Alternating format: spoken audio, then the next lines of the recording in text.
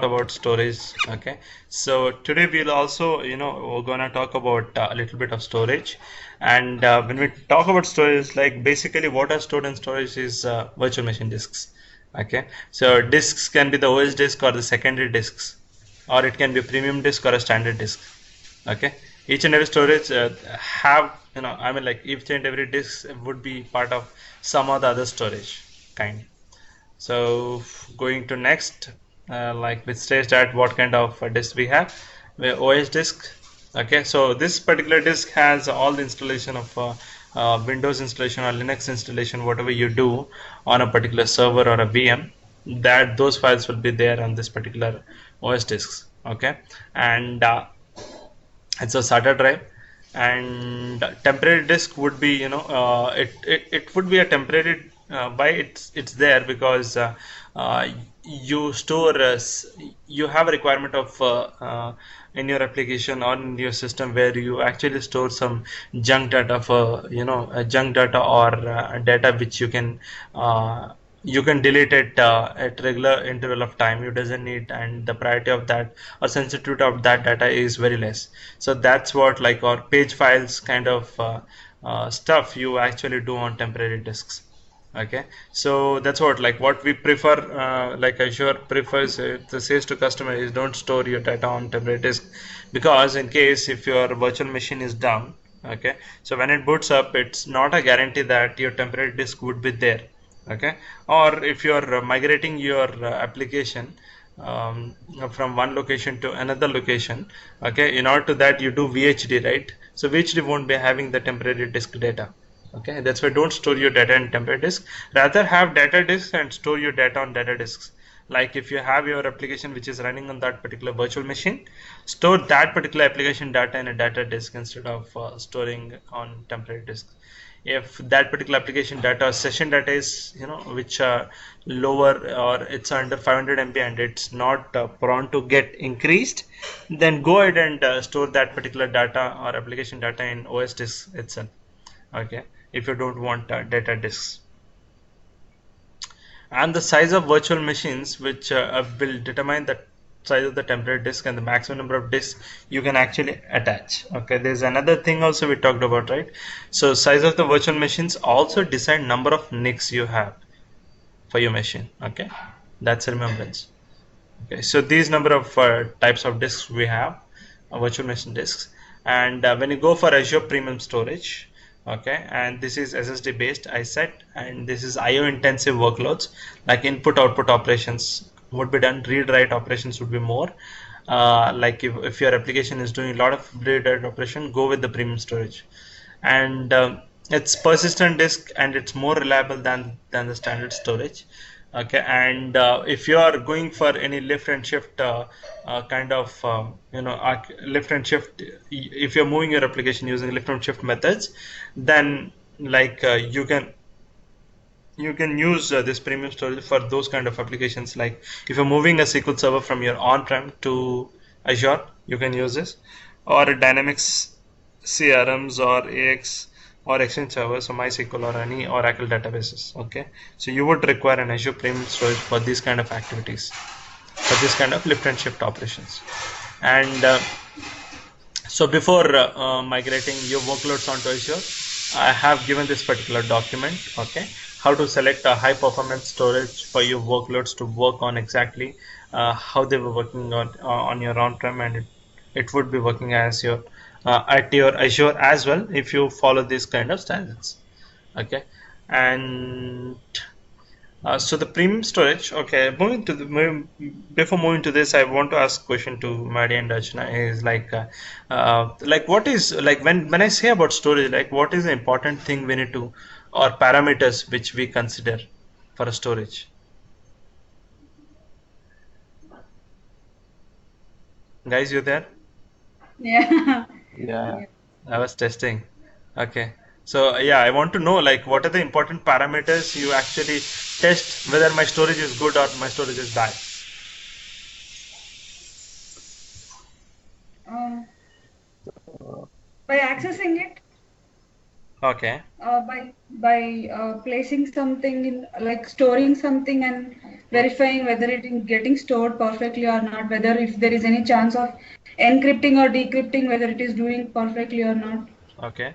So when you say about storing, right, like, will you consider like how fast it stores and how fast you can read?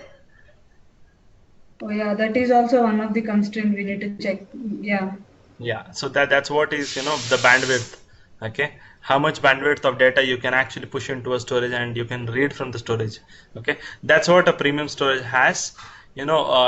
It supports the premium storage or SSD storage supports around 32 TB of storage per virtual machine. Okay, if you have a virtual machine, basically premium storage you're gonna choose GS series and F series or some other series. Okay, you don't have you can't take up any virtual machine and attach a premium storage to it.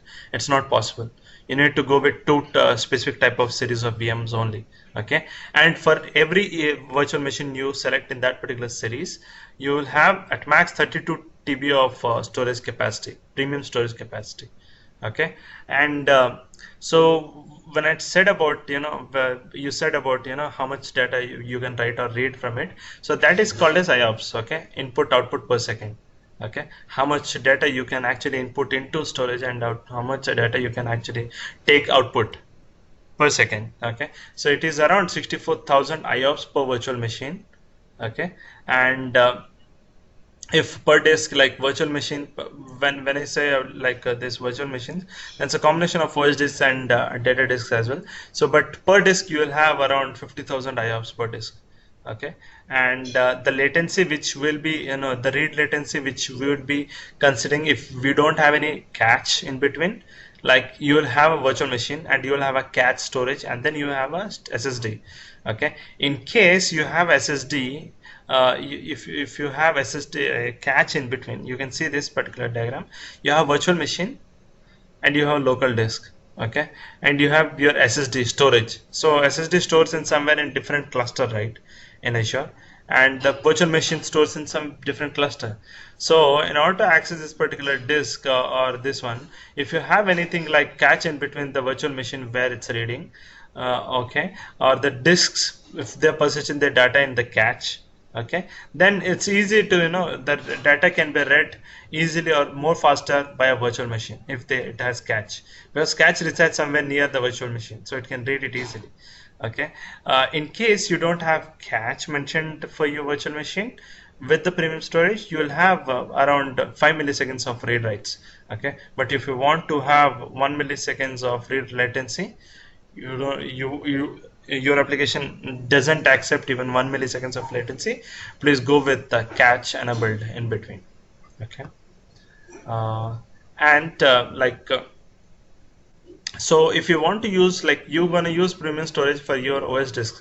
Okay, if you want to use for your secondary disks as well, okay, you can use for disk, I mean, like, you can use this premium storage for secondary disk in two ways.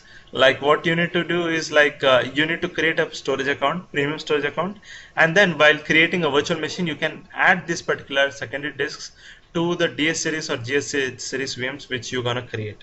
Okay, that's a way of, attaching a disk, or I mean basically a premium disk to a virtual machine. Okay, and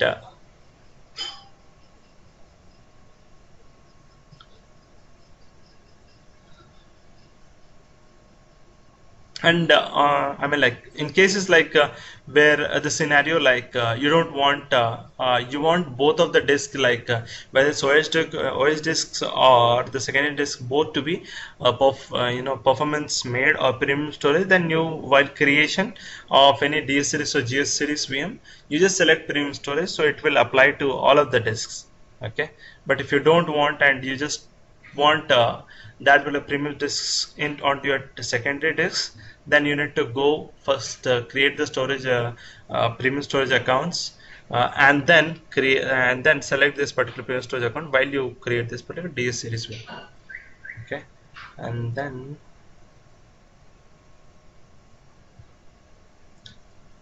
you can attach like you can attach a virtual machine disks, okay, separately as well. Like if you're running a standard VM, okay, and that has a capacity of 128 GB only, or it has a disk which are worth 128 GB only, and if you want your application demand grows and you want to increase that particular capacity to 1023 GB or more, okay, and for if you choose a standard size, then you will be able to specify the size, okay, and if you're going with managed disks, okay, you doesn't need to bother about that, about the size, because managed disks are, Azure takes care of growing up your disk capacity with the applications they are growing on Azure, or if even the applications are writing, if you have selected 128 GB disk while creating a VM, okay, and that particular memory can be increased automatically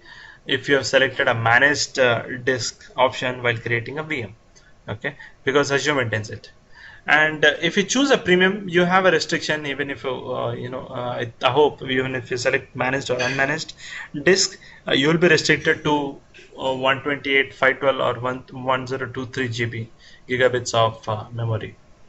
And I talked about this one, like when we say about like a premium storage, like a virtual machine can get us to premium storage of only 64 terabyte of data it can have at max. Okay, so when we say about 64 terabyte of data, then it would give you around 80,000 IOPS and 2000 MB per second disk throughput you would get. Okay, so premium storage has extremely low latency for read operation. That's why we choose premium storage is a performance made oriented. We choose our applications for performance with performance requirement having this premium storage account. So premium storage is only supported on Azure GS and DS series. We already discussed. Yeah, we talked about host caching as well. Okay, like if you do a host caching, there are negative and positive impacts on your application as well. I mean, in order to like check whether like certain applications, right, they actually drop the request if the if the latencies are too much high. So if you're using a cache, and if the data is not there in the cache, and then if your application is trying to wait for more time, and even cache is not able to update from the storage, then your application fails. So in that case, like you can run like few amount of performance tests to check whether cache, if you enable a cache on your premium storage with the virtual machine, whether it supports or not. Okay, and to improve the total IOPS throughput, you can actually stripe the disks. Okay, you can stripe multiple disks, and like the multiple disks can be premium disks as well. Okay, when you say about striping, it's like putting all the disks, like if your laptop is having around 200 GB of secondary disk, and if you want a compute power of 10 such laptop power, then what you can do is like you can put these all laptops in a server rack, or put in a serial fashion, and then join them. Okay, and then add these all secondary disk of these laptops to another virtual machine or a server. Okay, and once you add this particular storages of these particular laptops to one single server, then that particular single server would be having a capacity of secondary disk of 10 into 200 GB, 10 machines, 10 laptops into 200 GB of disk. Okay, so that's what like 1.2 TB of capacity you will get. Okay, and for that you need to stripe your disks. Okay, so what is striping? Striping is nothing but you can see here, like I have multiple disks. What I do is like each particular disks, okay, I'll stripe it like half of the portion of disk 1, and half of the portion of disk 2, half of the portion of disk 3, A1, A2, A3. You will, whatever data you would store in this particular A1, A2, A3. So A1, A2, A3 will act as a single data component, okay, single stripe, and B1, B2, B3 will act as a single stripe. Okay, so there are two types of data here. Okay, so on the combined memory of A1 plus B1 would be around 200 GB, but the combined capacity of A1 plus A2 plus A3 would be around 300 GB. Okay, so that's what, you know, when you stripe stripe your disks, you get more memory, and there are other things which I'm going to discuss further. So that is what is striping. Okay, and you have these all, you know, different stripes, and this all stripe would be act as a single stripe, and which can be used by your server. So you can see that, like, think that this is your laptop. Okay, and these are three laptops having 200 GB of data, a secondary disk, and it's all, you know, consumed by or combined or striped and then used by a single server above. So that's what is striping, disk striping we say. So this is the network terminology which is there. That's what we are discussing. And what you can do is, like, you can, like, mirror your data as well. Okay, so this is striping, and when you talk about striping, you talk about database mirroring as well. So what is mirroring is, you just make a copy of a disk whatever you have. So if you have a disk 1, you just make a copy of a disk 1 in disk 2, like whatever data is there from A to E would be copied to A to E, so that in cases like this goes off, you have a backup of this. So that's the purpose of, you know, mirroring. So when we talk about striping, right, we have various RAID fashion of striping disks. Okay, so I said, right, I take out my secondary disk from my laptop. Okay, this is my laptop, this is Maddie's, and this is Archuna's laptop. Secondary disk, I just take it out. Okay, and then I put it in a redundant array of independent disks fashion, which is shortcut for RAID, and then put all them, you know, put interconnected and put them in a, you know, these all multiple physical drives, and connect all of them. Okay, and connect to a single server. So that will act as a single disk volume, right? So all 500 GB would act as a 1.5 TB of like, it would look as a 1.5 TB of a single disk. Okay, but in order to buy a single 1.5 TB of secondary disk, it would cost you. But if you RAID put this all multiple disks, cheaper disk in a RAID fashion, you get the same compute capacity. Okay, but before going to like, yeah, Krish, this is same as striping, right? yeah, same as typing. So for typing, you use all this RAID methodology. Okay, you have RAID 0, RAID 1 till RAID 5. Okay, RAID fashion. Okay, yeah, the same as typing. These three are for three machines are of three different users, and we are all combining and putting. Sorry. Yeah, it just secondary disks. My secondary disk, like my E drive or F drive, where I store my other data. Yeah, I just we are all putting. They can be of different, not a problem. Means you can access mine or Maddie's also like that. If I connect all of them in a single LAN or something, yeah, I can do that. I can access. Okay. Okay. So what if we want to have a privacy? I mean, you do disk striping for, you know, using it as a single disk. Okay. I mean, it's not about privacy. You just want to use. You want to have a bigger capacity. You can't go to market and buy a 1.5 TB of disk.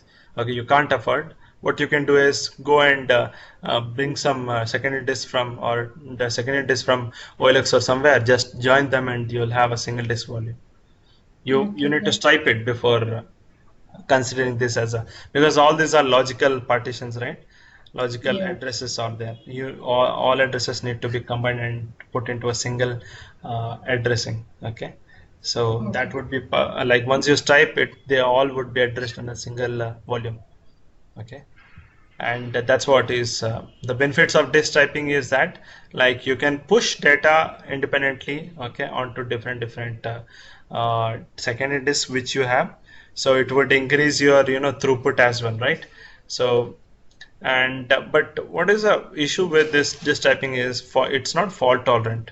Okay, if something happens or something goes wrong, like in this case, if my one of the disk, like, I said, right, you actually distribute your data. If you have a file of what 200 MB like Word file you have, PPT or slides you have, and these slides you actually make into 3 different packets and put in A1, A2, and A3.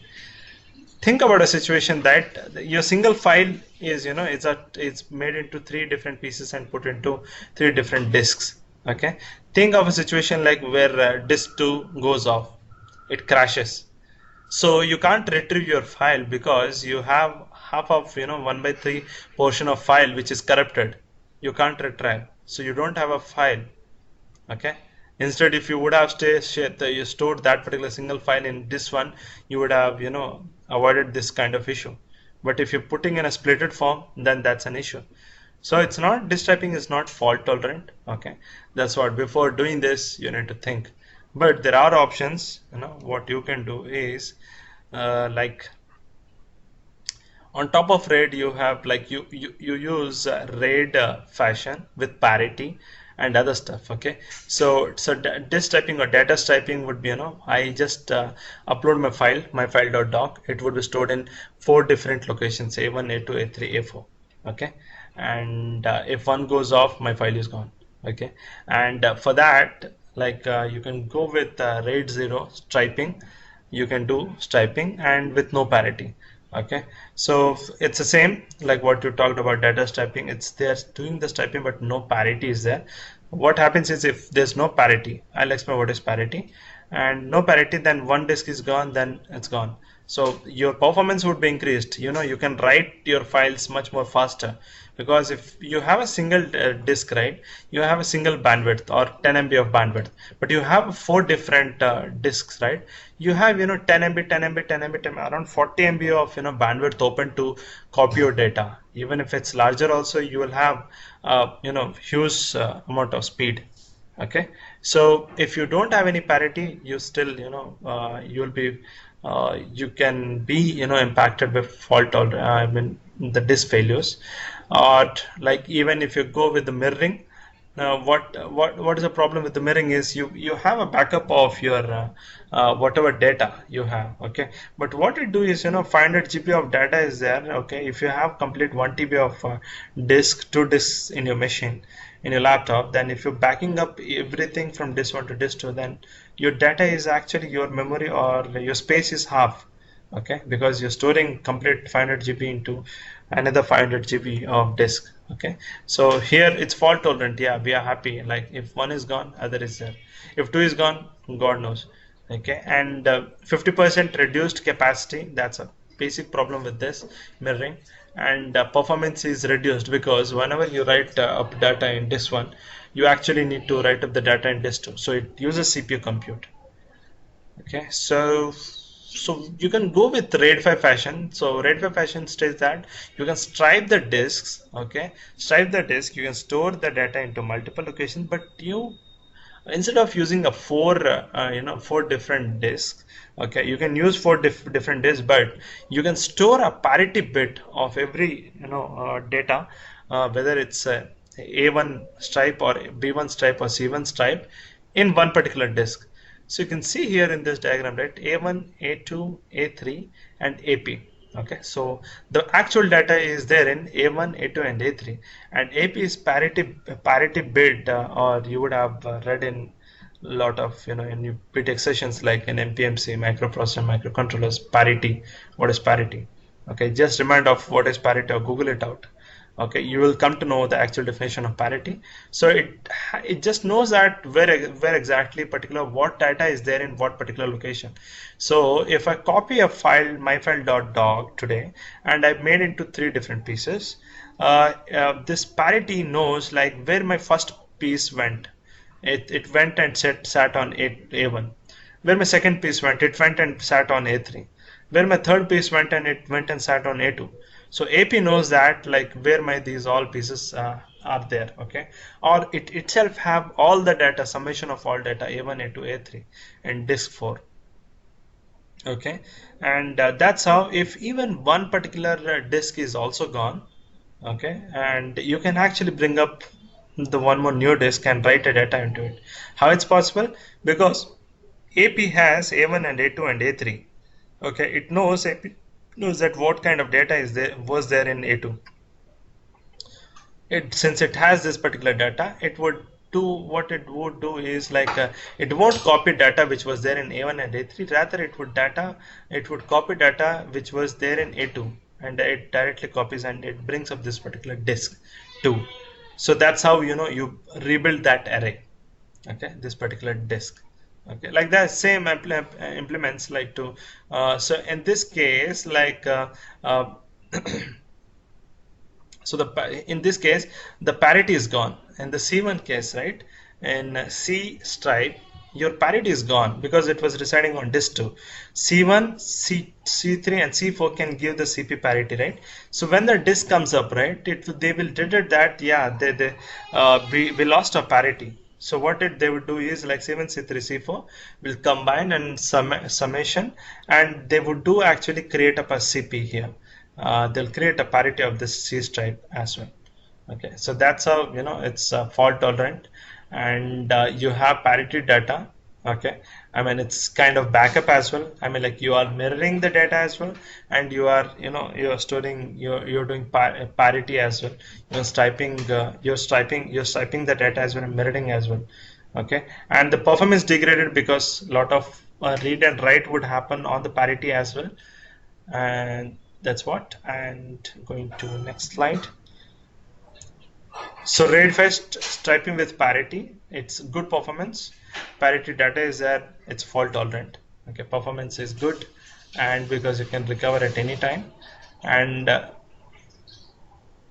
striping with parity, if two of the disk is gone, then you're gone because you will lose the you may the chances of losing parity plus the data are more. Okay, that's what, like if the two are failed, then it's gone. It won't be a fault tolerant one. And this one, like if you're using for 3 or more disks, and here what it says is like in this cases where you actually when you lose both of the disks, right? So this kind of scenarios you actually can't, or this particular RAID mechanisms you can use with your systems with backup. Okay, if you want to backup certain data, right, you can't use this particular RAID mechanism for this. Okay, it can be used in certain things like where you need to store your application data. So most of maybe legacy applications are doing this stuff. Okay, and this is just an explanation, like if nothing is failing, then how they are good, the parity.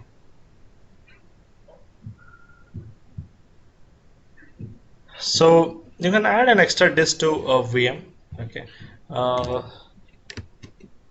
so it's same, you need to create a VM.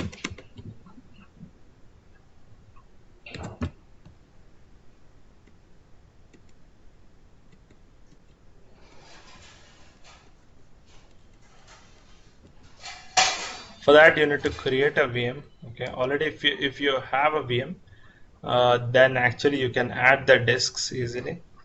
I don't have the VM right now. It's simple, the process is simple. If you have a VM, right, you can go to the disk section of it. Okay, once I did here the same stuff. So you have you can add like when you add an extra disk, like if you go to disk and then if you click a plus sign, then this particular thing would come where you can actually like the disk would be attached in case of mostly in the case of like unmanaged disk, or if you want like you have a data in a disk and you want to attach to another VM. Okay, if you're creating a new VM, maybe in the cases like you have a classic VM. Okay, the classic VM has all its data, all the data, and you want to create a new ARM VM with that. So either what you can do is like you do take up the VHD and boot it up, or you just want to take your secondary disk and then just attach to a new ARM VM. So that's possible. What you can do is like you just come up to this kind of options where you have when you attach a disk onto a particular new ARM VM, you'll get these options, and you need to just select what is the source type. It's an empty disk, because if it's empty disk, it would go and reformat again, and then would take as and .vht extensions, or it would clean up those particular data, and it would attach to your service or your VM. Okay, but if it's not, then actually it need to be in VHT format, and then you'll be you'll be able to attach this particular disk, and then like you can select that particular disk should be a like premium or general type or not, and you can give the capacity. If it's premium, you have limitations of capacity, otherwise it's not. Okay, so those are the thing, like, and if you want to use this disk as a storage container or as a blob storage, you can mention them as well.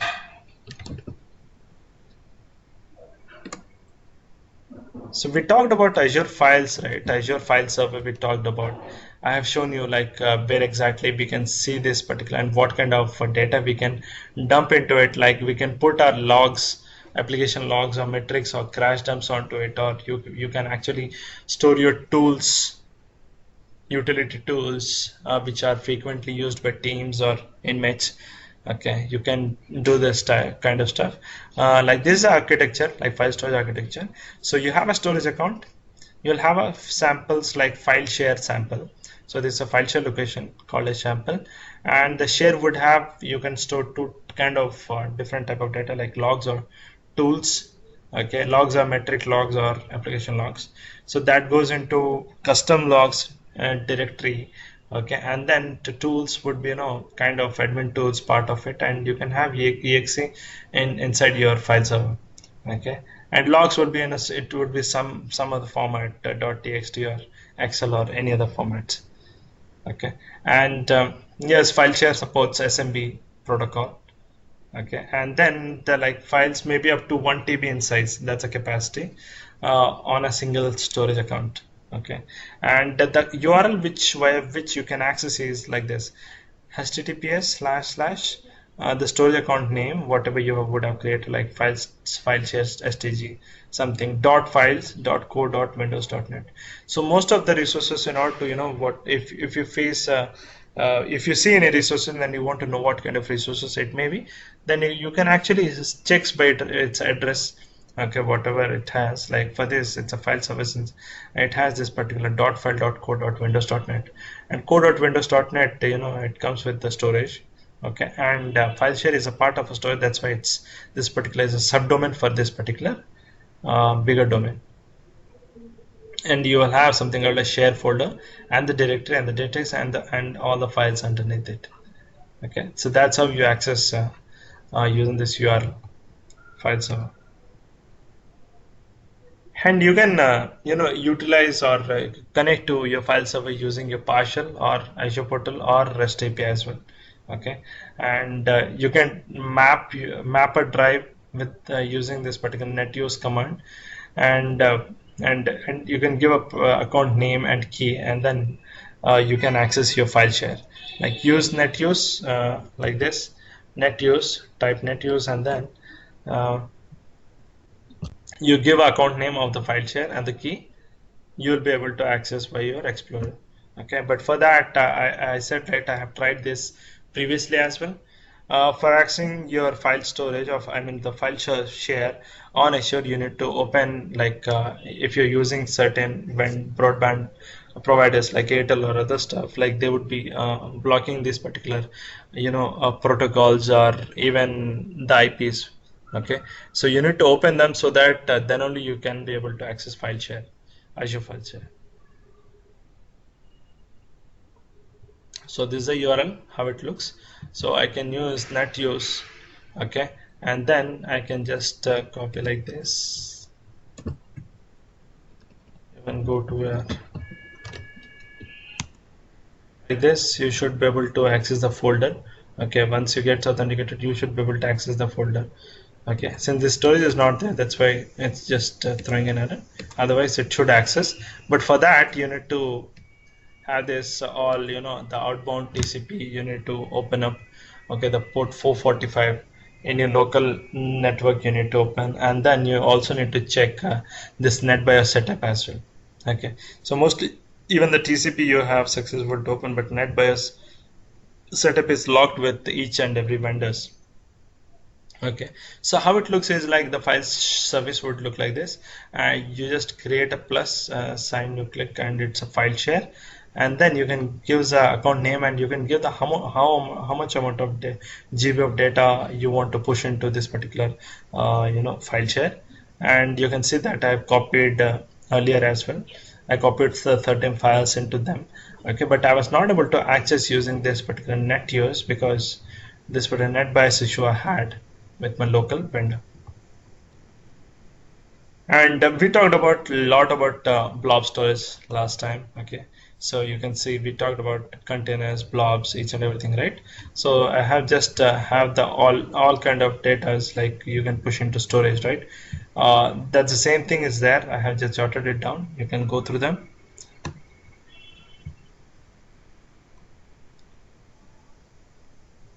So when we talk about content, right, like we didn't talk about what is public or private or public. You can make give access to your container.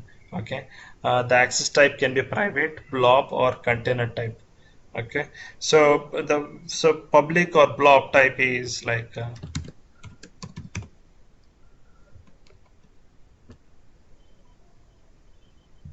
so there's one thing like these access types are three types: private, public, or blob or container. So private is by default the container can only be accessed by the account owner.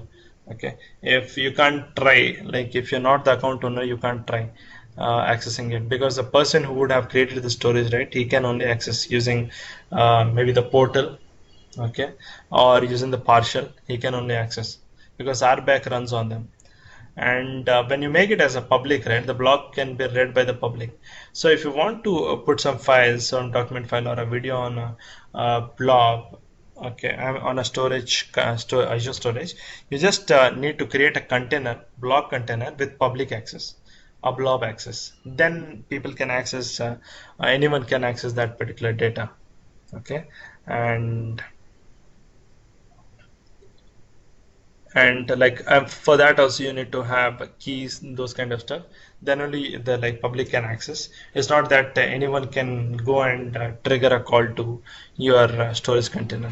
Okay, so when I say about private, right, in the private the access would be given to only the private owner. If he's running, if I have created a storage account with private container, then I can only access. My RBAC would, even if you come via partial or you come via the CLI or via portal, right, your RBAC or your user credentials are always recognized.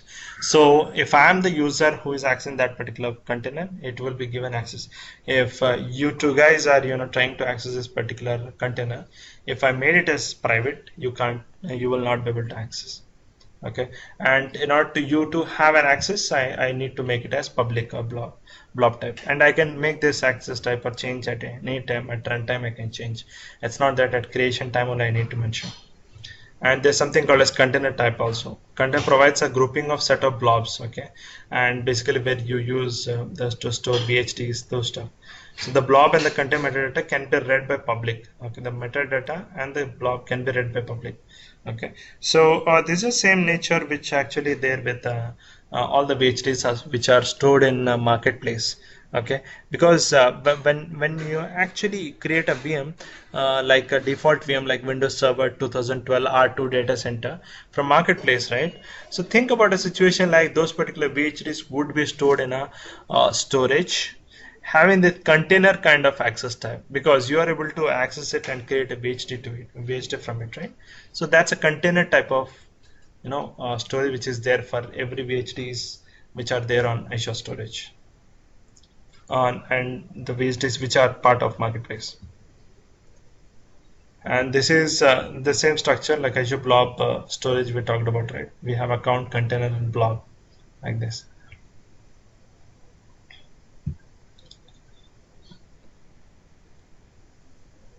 So these are blob types which I talked last yesterday, which are blob types, block blobs or page blobs, right? But I didn't talk about anything about append blobs. So block blobs, let me remember you, right? Block blobs are like if you want to store any text or binary files, and they are pretty huge amount of size of data, like video files or some other files which actually take up huge amount of data or needs a huge bandwidth to copy, right?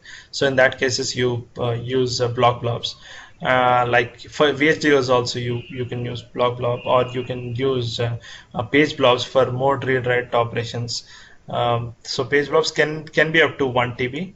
Okay, so this is basically used for Azure virtual machines as OS and data disks. Okay, page blobs are used. Blobs are morely to if you have number of files, okay, huge number of files or huge capacity of files, then you can use blob types. Append blobs are similar to blobs but optimized for append operations. Like logging scenarios, you can use as kind of append blobs. Okay, where you have lot of writes kind of work on to blob storage. So the same thing, blob container, it would talk about. And you have something called as import and export service with storage. Why they are necessary? Because if you're running your on-prem server, and that particular on-prem server was running since many years, and the data had grown up to around 40 TB or 100 TB of data, and you can't export it to Azure using any of Azure Storage Explorer or using as copy tool. Okay, so what you need to have is like what you need to do is like you need to copy all the data from from your server and put them into disks, write them into disks, secondary disks, and or any disk drives, and then send this particular call up Azure and say that I have lot of hard drives, and you need to take it up and hook it up to or take it to Azure data center, where actually from where I can create a VM and add those particular disks to the VMs which I would be running on Azure. Okay, so basically these import export scenarios would come when you are actually migrating your data to cloud, or you want to distribute your content to your customer set or other locations as well. Okay, for in that cases you would do this, or you want to back up your on-premise data to Azure, you would go ahead and do this, or you want to put a data recovery system, a DR kind of system for your large amount of data which is stored in a like you would be willing to store your large amount of data for data recovery in a blob storage on Azure, you would go for this kind of import or export services. So import is like if you are putting your data onto inside Azure, that is import. Export is if you're taking out your data from Azure, like if you're leaving customer and you want to take up all your data from Azure, you're gonna use export services from storage. And how to do this import or export? We have import and export commands for virtual machine disks, which are of lower sizes, and there's a partial commands for them, like you can use add Azure VHD to upload VHD files. Okay, if you have your disks and those are in .vhd format, yes, you can go ahead and run this add Azure VHD. Okay, and in cases like when you run this add Azure VHD and you don't have VHD, your drives or your disks are not .vhd format, it would automatically convert them to the .vhd format. Okay, and then it would upload to it. But if you want to, but in that case what happens, like when you convert that your disk with whatever is there, like think of a disk you have is around 5 TB of disk, but the data which was filled is only 2 TB of data underneath this 5 TB of data storage disk which you have. So what when this add Azure VHD converts that particular disk volume from unstriped, or you can say as a non.vhd extension to .vhd, it would take up the huge volume for whole 5 TB data. It would take up in your new like it would make a 5 TB of data .vhd file, but your data which was there was only 2 TB, but it would also take up memory which was also was empty. Okay, it was the 3 TB is empty, but it would make a .vhd of 5 TB. Okay, in order to avoid that, you can use this save Azure VHD, but it would inspect that like your application is in .vhd format or not. Otherwise, it won't do that. And so yes, I mean, like when you consider about amount of data which you're gonna transfer from via wire, this particular at Azure VST or Save Azure VST are multi-threaded support, and they would give you, when you go with multi-threaded support, you have increased throughput. So this is how your virtual machines are. You can import or export. This is import job. You're moving your data from your on-premise Azure, and this is export job. So when it comes to the security of this particular Azure storage, right? Like you need to have certain kind of log, or you need to have keep an eye, like who is accessing your storage or who is going to disrupt your storage or something. Like you can take things, I mean precautions for this. And how you do that for Azure storage is like you have data security principles on Azure by default, like where your data in transit, like if you're making some data right onto your storage account, or you're reading a data from your storage account, they would be following HTTPS protocol, or if you're using a file share, that would be using assembly 3.0. So they are made secure, your channel is secure. Or if it's you have already copied your data and data is staying in your storage account, you can make that particular data at rest secure using your storage service encryption tools. And even you can actually encrypt your OS and even data disks which are actually running. You can encrypt these data as well. Okay, that's how you make your storage secure. And if you want to check or you want to carry out audit mechanisms on top of your storage accounts, then you can have some management security on top of it as well. Like you can set up storage access policy, like who can access and who can't. Like if I am the owner, I can only access my storage account, and you both can't access because you don't have that ownership. Because I'm the owner and I set that particular storage as public type, or blob public or blob type. Okay, you will not be able to access. So that's a one thing. And you can also put it as RBAC, since RBAC is by default on the portal.azure.com, right? If you create a storage account with the ARM, you will have an RBAC rule. If you are a co-admin, if you have a contributor access, you can't actually delete a storage account. So that's how management security can be applied. And you can audit and monitor your authorization as well. You can see that who had accessed your particular storage account last time, or who had crippled your storage account or not. That's a thing. And here we come. So this like I've shown, right, how is file share works, how you give yesterday's video, you can see that I mean that August 15th video, you can see the here they're like how actually I have created a shared access signature on my storage account, and what kind of properties I gave, and how much like how can I set up a lifetime to my shared access signature.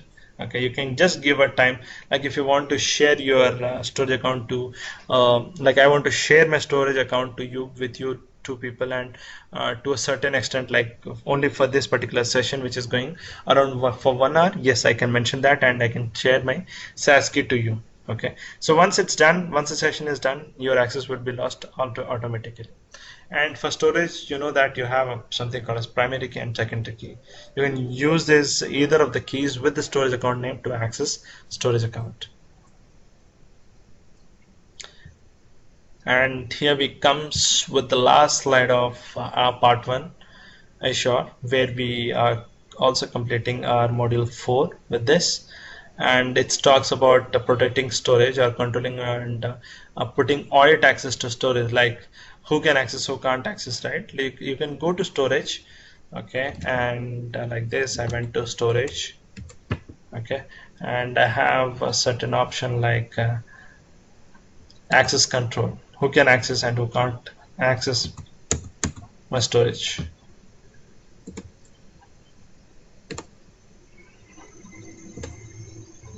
Let it load up.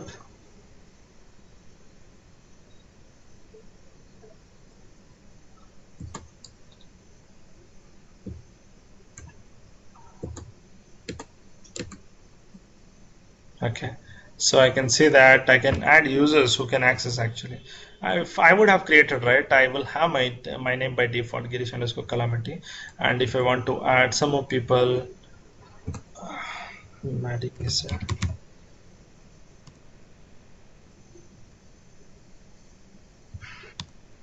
I have user in my my AD account, then I can add them as well.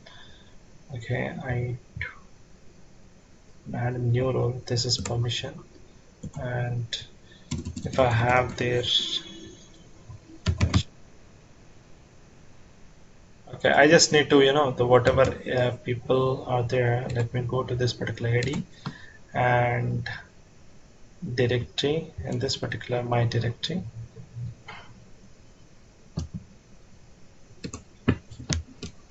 I can check whatever users are there in this particular Azure Active Directory. I can add them, okay, to access this particular storage account.